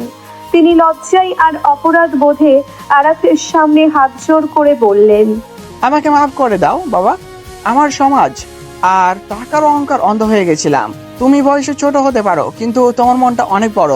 আমার মেয়ের জীবনটা তুমি বাঁচালে। আঙ্কেল প্লিজ, আপনি আমার বাবার বয়সী, আপনি হাত জোর করবেন না, আমি তো আপনার ছেলের মতো। পুলিশ ফাহাদকে টেনে হিঁচড়ে বাইরে নিয়ে গেল। ড্রয়িং রুমে এখন শুধু পিনপতন নীরবতা। আরাফ আস্তে আস্তে ঘুরে আরিফার দিকে তাকালো। আরিফা ফ্লোরে বসে 2 হাঁটুতে মুখ গুজে কাঁদছে। আরাফ ধীরে ধীরে আরিফার সামনে গিয়ে হাঁটু গেড়ে বসলো। ম্যাম, এখনো কি আমাকে ফালতু পিচ্ছি ছেলে মনে হয়? আরিফা মুখ তুলে আরাফের দিকে তাকালো। আরিফার চোখ দুটো কান্নায় ফুলে লাল হয়ে আছে। আরিফা হঠাৎ আরাফের বুকে ঝাঁপিয়ে পড়ে আরাফকে শক্ত করে জড়িয়ে ধরলো। আরিফা বাচ্চাদের মতো হাউমাউ করে কেঁদে উঠে বলল, আমাকে মাফ করে দাও আরাফ, আমি তোমার সাথে অনেক খারাপ ব্যবহার করেছি। তুমি আমাকে অনেক গালাগালি করো, আমাকে মারো, কিন্তু আমাকে দূরে সরিয়ে দিও না। আমি তোমাকে ছাড়া মরে যাবো আরাফ। আরাফ এক হাত দিয়ে আরিফার কোমর জড়িয়ে ধরে অন্য হাত দিয়ে ওর মাথার চুলে বিলি কেটে দিতে লাগলো। আরাফের নিজের চোখ দিয়েও পানি গড়িয়ে পড়লো। পাগল বউ একটা, আপনি আমার ভালোর জন্যই তো এত বড় স্যাক্রিফাইস করতে যাচ্ছিলেন, আমি কি সেটা বুঝি না? আর আপনি আমাকে দূরে সরিয়ে দেওয়ার কথা বলছেন? এই আরাফ মির্জার বুকের ভেতর থেকে বের হওয়ার রাস্তা তো আমি অনেক আগেই বন্ধ করে দিয়েছি। আমি অনেক ভয় পেয়ে গেছিলাম রে। আমি ভেবেছিলাম তুই আমাকে সত্যি সত্যি ভুল বুঝে চলে গেছিস। তুই আবার আমাকে তুই করে বলছেন? কত বড় সাহস আপনার! আমি আপনার জীবন বাঁচালাম আর আপনি আমাকে তুই করে বলছেন? আরিফা আরাফের কথায় খিলখিল করে হেসে উঠল। আরিফা আরাফের বুকে আলতো করে একটা কিল মেরে মুখ লুকিয়ে ফেলল। শফিকুর রহমান আর নাজমা বেগম দূর থেকে ওদের ভালোবাসা দেখে মুচকি হাসতে লাগলেন। পরিবারের সব বাধা আর ভুল বোঝাবুঝির পাহাড় পার করে আরাফ আর আরিফার ভালোবাসা আজ নতুন করে পূর্ণতা পেল। ফাহাদকে পুলিশ ধরে নিয়ে যাওয়ার পর শফিকুর রহমানের ড্রয়িং রুমে এক আবেগঘন পরিবেশ তৈরি হলো। শফিকুর রহমান আরাফের হাত দুটো নিজের হাতের মুঠোয় নিয়ে কান্না জড়িত কণ্ঠে বললেন, বাবা আরাফ, তুমি আজ আমার ওপর যে উপকার করলে তা আমি সারা জীবনেও শোধ করতে পারবো না। আমার মেয়েটাকে তুমি নিজের স্ত্রীর মর্যাদা দিয়েছ, ওকে নতুন জীবন দিয়েছ। আমি তোমাদের এই সম্পর্ক মন থেকে মেনে নিলাম বাবা। বাবা, আমরা তোমাকে ফালতু মেকানিক ভেবে কত অপমান করেছি, তুমি কিছু মনে করো না বাবা, আমাদের ক্ষমা করে দিও। আন্টি প্লিজ, আপনারা এসব বলে আমাকে আর লজ্জিত করবেন না। আমি আপনাদের ছেলের মতো। আরিফা আমার স্ত্রী, ওর সম্মান বাঁচানো আমার সবচেয়ে বড় দায়িত্ব। আপনারা শুধু আমাদের দোয়া করবেন। আরিফা এক দৃষ্টিতে আরাফের দিকে তাকিয়ে আছে। ওর চোখের কোণে এখনো পানি জমে আছে, কিন্তু ঠোঁটে এক অদ্ভুত প্রশান্তির হাসি। আরাফ আরিফার দিকে তাকিয়ে চোখ টিপ মারল। আরিফা লজ্জায় মাথা নিচু করে নিল। রুদ্র দৌড়ে এসে আরাফকে জড়িয়ে ধরে বলল, দুলা ভাই, আমি তো আপনাকে বস্তির গুন্ডে ভেবেছিলাম, আপনি তো দেখি পুরা গ্যাংস্টার। ফাহাদের মতো একদম হাওয়ায় টাইম করে দিলেন। আরাফ রুদ্রের পিঠে থাপ্পড় মেরে হাসতে হাসতে বলল, তোর বোনকে যে কাঁদাবে তার হাওয়া তো আমি টাইট করবই। এখন বল, তোর আপুকে কি আমি আজকেই আমার সাথে নিয়ে যেতে পারি? হ্যাঁ বাবা, অবশ্যই। বউ তো এখন তোমারই, তুমি ওকে আজই নিজের বাড়িতে নিয়ে যাও। শুধু মেয়েটাকে একটু দেখে রেখো বাবা, ও খুব অভিমানী। আঙ্কেল, আপনি নিশ্চিন্ত থাকুন, আপনার মেয়েকে আমি রানীর মতো রাখবো। বিদায় বেলা ঘনিয়ে আসলো। আরিফা ওর বাবা মা আর ভাইকে জড়িয়ে ধরে অনেক কাঁদলো। আরাফ আরিফার চোখের পানি নিজের হাতে মুছে দিয়ে ওকে গাড়িতে তুলে নিল। আরাফের কালো মার্সিডিজ গাড়িটা মির্জা ম্যানশনের দিকে ছুটতে লাগলো। গাড়ির ভেতর পিন পতন, নীরবতা। আরিফা এক দৃষ্টিতে জানালার বাইরে তাকিয়ে আছে। আরাফ আরিফার হাতটা নিজের হাতের মুঠোয় নিয়ে আলতো করে চাপ দিয়ে বলল, কি ভাবছেন ম্যাম? এখনো কি আমাকে ফালতু পিচ্চি ছেলে মনে হচ্ছে? আরিফা আরাফের দিকে তাকিয়ে মুখটা একটু গম্ভীর করে বলল, তুই এত বড় একটা সত্যি আমার কাছ থেকে লুকিয়ে রেখেছিলি আরাফ? তুই যে মির্জা গ্রুপের মালিক, এত কোটি টাকার মালিক, সেটা আমাকে একবারও বলিসনি কেন? আমি তো তোকে বস্তির গরিব ছেলে ভেবে কতটা কষ্ট পেয়েছি। কারণ আমি গরিব ছিলাম বলেই তো আপনি আমার খাঁটি ভালোবাসাটা দেখতে পেরেছিলেন। আমি যদি প্রথমেই বলতাম আমি কোটিপতি আরাফ মির্জা, তাহলে আপনি হয়তো ভাবতেন আমি ফাহাদের মতোই অহংকারী। তাছাড়া আমি তো আমার বাবার ওই অহংকার আর টাকার গর্ব ছেড়ে চলেই গিয়েছিলাম। আপনার জন্যই তো আমি আবার এই কোটিপতি আরাফের রূপ ধারণ করেছি। কিন্তু তাই বলে তুই এতদিন আমাকে মিথ্যা বলবি? জানিস তোকে ওই থানা থেকে পুলিশ নিয়ে যাওয়ার পর আমি কতটা পাগল হয়ে গেছিলাম। তুই কেন বুঝিসনি আরাফ? তোর টাকা আমার দরকার নেই, আমি শুধু তোকে চেয়েছিলাম। আরিফার গলা ভারী হয়ে আসলো। আরাফ আরিফাকে নিজের বুকের সাথে শক্ত করে জড়িয়ে ধরে ওর কপালে চুমু খেয়ে ফিসফিস করে বলল, আমি জানি আমার সিনিয়র বউ আমাকে কতটা ভালোবাসে। আমি তো আপনাকে কষ্ট দিতে চাইনি।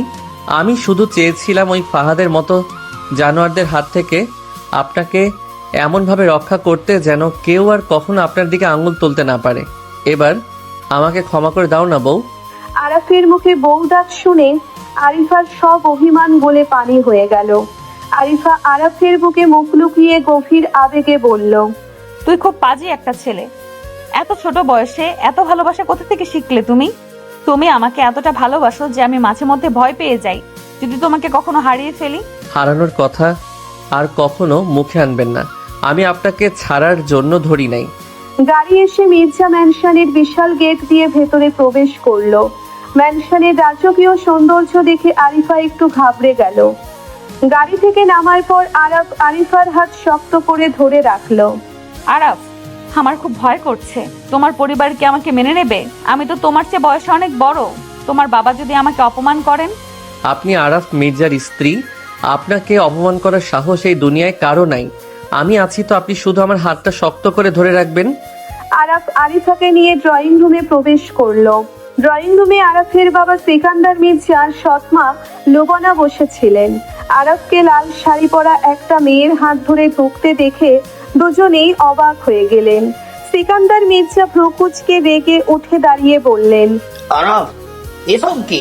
তুই এই মেয়েকে কোথা থেকে ধরে এনেছিস? হ্যাঁ, আর ওই লাল শাড়ি পরে আছে কেন? বাবা, ইনি আরিফা, আমার স্ত্রী। আজ থেকে 6 মাস আগে আমাদের বিয়ে হয়েছে। আজ আমি ওকে ওর বাসা থেকে নিজের বাড়িতে নিয়ে এসেছি। আরাফের কথা শুনে সিকান্দার মির্জা আর লোবনার চোখ কপালে উঠে গেল। লোবনা ব্যঙ্গ করে হেসে বলল, স্ত্রী? তুই পাগল হয়েছিস আরাফ? এই মেয়েটাকে তো দেখলে মনে হয় তোর চেয়ে বয়সে 5-6 বছরের বড়। এই বুড়ি মেয়েটাকে তুই বিয়ে করেছিস? মির্জা বংশের উত্তরাধিকারী একটা বয়স্ক মেয়েকে বিয়ে করে ঘরে এনেছে? ছি, সমাজে আমরা মুখ দেখাবো কি করে? লোবনার কথা শুনে আরিফার চোখ অপমানে জলে ভরে উঠল। আরিফা মাথা নিচু করে নিল, কিন্তু আরাফের চোখ মুহূর্তের মধ্যে আগুনে লাল হয়ে গেল। আরাফ রাগে চিৎকার করে বলল, shut up, just shut up Lubna Begum. খবরদার আমার বউকে নিয়ে আর একটাও ফালতু কথা বলবেন না। ও আমার চেয়ে বয়সে বড়, তাতে আপনাদের কি? বিয়ে আমি করেছি, সংসার আমি করব। সমাজ আপনাদের চুলকানি দিতে আসবে না। হ্যাঁ আরাফ, তুই লুবানার সাথে কিভাবে কথা বলছিস? হ্যাঁ, ও তোর মা, আর ও তো ঠিকই বলেছে এই মেয়েটার বয়স তোর চেয়ে বেশি। আর ওকে তো দেখে মনে হচ্ছে কোনো মিডিল ক্লাস ফ্যামিলির মেয়ে। হ্যাঁ, তুই মির্জা গ্রুপের এমডি হয়ে এমন একটা ফালতু মেয়েকে বিয়ে করলি? আমি এই বিয়ে মানি না, মানি না। সিকান্দার মির্জার কথায় আরাফ রেগে সেন্টার টেবিলের ওপর রাখা একটা দামি কাচের ফুলদানি সজোরে ফ্লোরে আছাড় মেরে ভেঙে ফেলল। সবাই চমকে উঠল। আরাফ আঙ্গুল উঁচিয়ে গর্জন করে বলল, মানতে আমি আপনাদের বলিও নাই। আপনাদের এই টাকার অহংকার আর মিথ্যা আভিজাত্য আমার দরকার নাই। আমি যখন বস্তিতে ফালতু মেকানিক হয়ে রাস্তায় রাস্তায় ঘুরতাম, তখন এই আরিফাই আমাকে বুকে টেনে নিয়েছিল। আপনাদের এই কোটি টাকা আমাকে যে শান্তি দিতে পারে নাই, আরিফার একটু ছোঁয়া আমাকে তার চেয়ে 1000 গুণ বেশি শান্তি দিয়েছে। আরাফ আরিফার হাত ধরে দরজার দিকে পা বাড়িয়ে রেগে বলল, আপনারা যদি আমার বউকে সম্মান দিতে না পারেন, তাহলে এই মির্জা ম্যানশন আর আপনাদের কোম্পানির এমডি পদ আপনারা আপনাদের কাছেই রাখেন। আমি চললাম। আমার বউকে আমি রাস্তায় চা বেচে হলেও রানীর মতো রাখতে পারবো। চলেন আরিফা। আরাফ সত্যি সত্যি আরিফাকে নিয়ে বেরিয়ে যাচ্ছিল। সিকান্দার মির্জা বুঝতে পারলেন ছেলে এবার সত্যি সত্যি সব ছেড়ে চলে যাবে। উনি দৌড়ে এসে আরাফের রাস্তা আটকে দাঁড়িয়ে কাঁদো কাঁদো কণ্ঠে বললেন, দাঁড়া আরাফ, যাস না বাবা, তুই দাঁড়া। তুই তো জানিস আমি তোকে কতটা ভালোবাসি। তুই অভিমান করে বস্তিতে চলে যাওয়ার পর এই বাড়িটা একদম শ্মশান হয়ে গেছিল। হ্যাঁ, তুই যা বলবি আমি তাই মেনে নেব বাবা। তবু প্লিজ এ বাড়ি ছেড়ে যাস না। তাহলে আমার বউয়ের কাছে ক্ষমা চান। ওনার সম্মান এই বাড়িতে সবার উপরে থাকতে হবে। আরিফা এতক্ষণ চুপ ছিল। এবার আরিফার সামনে এগিয়ে গিয়ে সিকান্দার মির্জার হাত দুটো ধরে অত্যন্ত বিনয়ের সাথে বলল, আঙ্কেল, আপনি প্লিজ আরাফের কথায় কিছু মনে করবেন না। ও একটু বেশিই রাগী, কিন্তু ওর মনটা অনেক পরিষ্কার। আমি হয়তো বয়সে ওর চেয়ে বড়, হয়তো আপনাদের মতো এত ধনী নই, কিন্তু আমি আপনার ছেলেকে আমার নিজের জীবনের থেকেও বেশি ভালোবাসি। আমি কথা দিচ্ছি, আমার জন্য আপনাদের পরিবারের সম্মানে কখনো কোনো আঁচড় লাগবে না।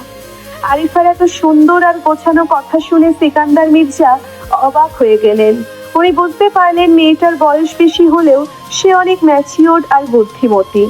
সিকান্দার মির্জা আরিফার মাথায় হাত রেখে মুচকি হেসে বললেন, মারে, আমার ছেলেটা সেই ছোট্টবেলা থেকে অনেক জেদি আর বখাটে। ওকে সামলানো অনেক কঠিন, কিন্তু তোমার কথা শুনে বুঝলাম আল্লাহ ওর জন্য একদম সঠিক জীবন সঙ্গী পাঠিয়েছে। তোমার মতো ধৈর্যশীল আর বুদ্ধিমতী মেয়ে আমার এই পাগল ছেলেকে সামলাতে পারবে। আমি তোমাদের এই বিয়ে মন থেকে মেনে নিলাম মা, মন থেকে মেনে নিলাম। সিকান্দার মির্জার কথা শুনে আরাফ আর আরিফার মুখে হাসি ফুটে উঠল। লোভনার রাগে গজগজ করতে করতে সেখান থেকে চলে গেল। সিকান্দার মির্জা কাজের লোকদের ডেকে পুরো বাড়ি সাজাতে বললেন আর আরিফাকে আরাফের রুমে নিয়ে যেতে বললেন। রাত 11টা। আরাফের বিশাল বেডরুমটা লাল গোলাপ আর মোমবাতি দিয়ে রাজকীয়ভাবে সাজানো হয়েছে। আরিফা লাল শাড়ি পরে বিছানার মাঝখানে বসে আছে। ওর বুকটা ধুকপুক করছে। আজ তো ওদের আসল বাসর রাত। একটু পর দরজার লক খোলার শব্দ হলো। আরাফ রুমে প্রবেশ করলো। আরাফকে হোয়াইট শার্ট আর ব্ল্যাক প্যান্টে এতটাই হ্যান্ডসাম লাগছিল যে আরিফা চোখ ফেরাতে পারল না। আরাফ দরজা লক করে দিয়ে ধীর পায়ে আরিফার দিকে এগিয়ে আসলো। আরাফ বিছানায় বসে আরিফার মুখের সামনে থেকে শাড়ির আঁচলটা সরিয়ে দিল। আরিফা লজ্জায় চোখ বন্ধ করে নিল। আরাফ আরিফার হাতটা নিজের হাতে নিয়ে আলতো করে একটা চুমু দিয়ে ফিসফিস করে বলল, আমার সিনিয়র বউটাকে আজ একদম লাল পরীর মতো লাগছে। এত সুন্দর কাউকে আমি জীবনেও দেখি নাই। একদম ফাজলামি করবা না। আমি জানি আমাকে কেমন লাগছে। তুমি আমাকে এতটা ভালোবাসতে পারো, আমি কখনো ভাবতেও পারি নাই আরাফ। আমি আপনাকে কতটা ভালোবাসি সেটা তো আমি আজ সারা রাত ধরে প্রমাণ করব। তবে তার আগে আপনার একটা শাস্তি পাওনা আছে ম্যাম। শাস্তির কথা শুনে আরিফা চমকে চোখ খুলল। শাস্তি? কিসের শাস্তি? আমি আবার কি করলাম? ভুলে গেলেন? আজ দুপুরে কে আমাকে তুই করে বলেছিল? আমি বলেছিলাম না এর শাস্তি আপনাকে পেতেই হবে? আরে ওটা তো আমি আবেগের বশে। আরিফা কথা শেষ করার আগেই আরাফ এক ঝটকায় আরিফাকে বিছানায় ফেলে ওর উপর ঝুঁকে পড়ল। আরাফ আরিফার দুই হাত ভাতার ওপর চেপে ধরে দুষ্টুমি করে হাসতে হাসতে বলল, আবেগের বশে বলছেন তাই না? এখন আমি আপনাকে এমন আবেগ দেখাবো যে আপনি তুই বলা তো দূরের কথা, নিজের নামটাও ভুলে যাবেন। আরাফ আরিফার ঠোঁটে একটা গভীর কিস করলো। আরিফা প্রথমে একটু বাধা দেওয়ার চেষ্টা করলেও পরক্ষণেই আরাফের বুকে হাত রেখে ওর ভালোবাসায় সাড়া দিল। আরাফের চুম্বনে এক অদ্ভুত শিহরণ ছিল যা আরিফাকে মাতাল করে দিচ্ছিল। অনেকক্ষণ পর আরাফ আরিফাকে ছেড়ে দিয়ে ওর মুখের দিকে তাকিয়ে মুচকি হাসলো। আরিফা হাঁপাতে হাঁপাতে লজ্জায় মুখ লাল করে বলল, তুমি আসলে একটা ফাজিল, এত অসভ্য তুমি, ছাড়ো আমাকে। ছাড়বো না, আজ সারা রাত ছাড়বো না। আরাফ পকেট থেকে একটা ছোট ভেলভেটের বক্স বের করলো। বক্সটা খুলে আরিফার সামনে ধরলো। বক্সের ভেতর একটা অসম্ভব সুন্দর হীরার আংটি ঝিকমিক করছে। আরাফ বিছানা থেকে নেমে হাঁটু গেড়ে বসে আরিফার হাতটা নিজের হাতে নিল। আমি জানি আমাদের বয়স মিল নাই, আমাদের সমাজ মিল নাই, কিন্তু আমাদের হৃদয় এক। আপনি আমাকে সেই সময় আপন করে নিয়েছিলেন যখন আমি শূন্য ছিলাম। আপনার ওই রাগ, ওই শাসন, ওই বকাছকা আমাকে নতুন করে বাঁচতে শিখিয়েছে। আমি প্রমিস করছি আরিফা, সারা জীবন আমি আপনার এই মিষ্টি শাসন মাথা পেতে নিব। আপনি কি এই পাগল আরাফ মির্জা সারা জীবনের সিনিয়র বউ হতে রাজি আছেন? আরাফের এই রোমান্টিক প্রপোজ শুনে আরিফার চোখ দিয়ে খুশির জল গড়িয়ে পড়ল। আরিফা আরাফের হাতে হাত রেখে কাঁপা কাঁপা কণ্ঠে বলল, আমি রাজি, 1000 বার রাজি। তুই 19 বছরের পিচ্ছি মেকানিক হোস বা কোটিপতি আরাফ মির্জা, তুই সব সময় আমার ওই রাগী হাজবেন্ড হয়েই থাকবি। আমি তোকে ছাড়া এক মুহূর্ত বাঁচবো না রে আরাফ। আরাফ আরিফার অনামিকায় আংটিটা পরিয়ে দিয়ে ওর হাতে একটা গভীর চুমু খেলো। আরিফাও নিজের পাশ থেকে একটা সুন্দর ব্র্যান্ডের ঘড়ি বের করলো। আরিফা আরাফকে ঘড়িটা পরিয়ে দিয়ে ওর বুকে হাত রেখে বলল, সময় যেমন কখনো থেমে থাকে না, তেমনি আমাদের সম্পর্কও যেন ভালোবাসা আর বিশ্বাসে এগিয়ে চলে। এই ঘড়িটা তোমার জন্য, যাতে প্রতি মুহূর্তে আমার ভালোবাসার কথা তোমার মনে পড়ে। আপনার ভালোবাসার কথা মনে করার জন্য আমার কোনো ঘড়ি লাগবে না ম্যাম, আপনি শুধু আমাকে একটু আদর করতে দেন। আরাফ কথাগুলো বলেই আরিফাকে আবার বিছানায় শুইয়ে দিল। আরিফার ঘাড়ে মুখ গুজে আরাফ ভালোবাসার পরশ বুলিয়ে দিতে লাগলো। আরিফা আরাফের চুলে হাত বুলিয়ে দিয়ে চোখ বন্ধ করে নিল। সব বাধা, সব অভিমান আর ষড়যন্ত্রের জাল ছিন্ন করে পিচ্ছি গরিব ছেলে আর তার সিনিয়র বউয়ের ভালোবাসা আজ এক নতুন পূর্ণতা পেল। ওদের এই পবিত্র সম্পর্কের কাছে বয়সের ব্যবধান আর সমাজের অহংকার চিরদিনের জন্য হার মানল।